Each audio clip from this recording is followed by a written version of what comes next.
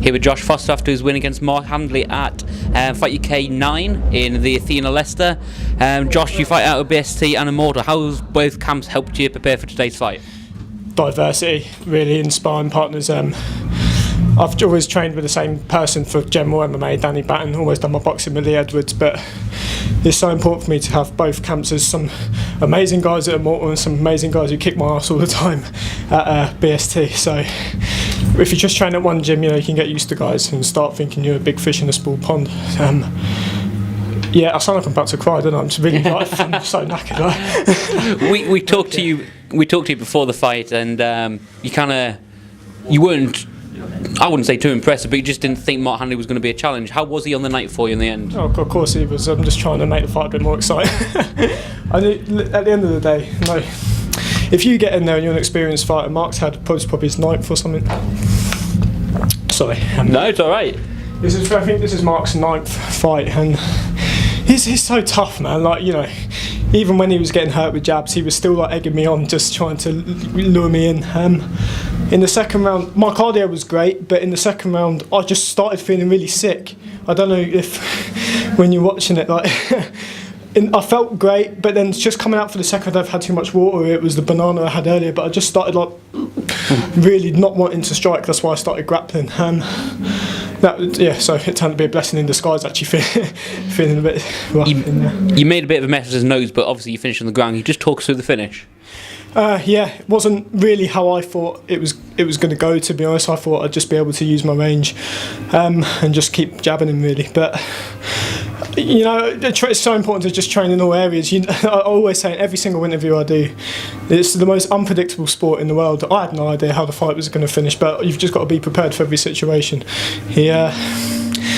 He turtled up. I think he was getting really tired. That's what I'm not saying he is. That was my perspective. And he pretty much, his neck was just there really in training. Like, I think it's because guys are more relaxed and more just in the moment. You never can really get that easy choke on someone in training who knows what they're doing, but in a fight, I don't know, maybe he was just tired. It's just a little bit different for some reason. That's what I saw. I saw that after the first round he got a bit tired against you, and you were just the more composed fighter throughout the whole fight, really. Yeah. And before we go, anybody you'd like to thank, anything you'd like to say? Oh God, so I'll be here forever. Can I just start with my family, who I literally wouldn't be able to do it without their support, especially my dad. My girlfriend, obviously, and right. So let's start with the camps. All the guys at Immortal and BST. Danny Batten, Lee Edwards, Darren Ward, Fraser, Linton, all the guys give me so much good advice. All the training partners, so much good training partners. I'll be here forever if I was just going to name every single one. But you training with anybody kind of your size, because they're all big guys? That's probably what's helped me in my career, really, to be honest. Being such a small guy, you need to get technical fast, otherwise you'll just always get hammered every time. Most of the guys I train, probably the smallest guy I train was probably about 65 kilos, but most of them are at least 70. It can be a bit dangerous sometimes if you're sparring getting a bit too into the sparring. I got quite a bad concussion 2 weeks ago, actually, which was obviously a dumb thing to do. You don't get concussions in training, but yeah, I'm obviously forgot. I think I forgot those people, but just our sponsors as well. Very last one before we go, to the camera, you had a lot of fans come to see you today. Just something you want to say to them at all? Literally, I wouldn't have the motivation to do it if you guys didn't come to every single one. I love you all so much, especially the ones who come every single one. You know what?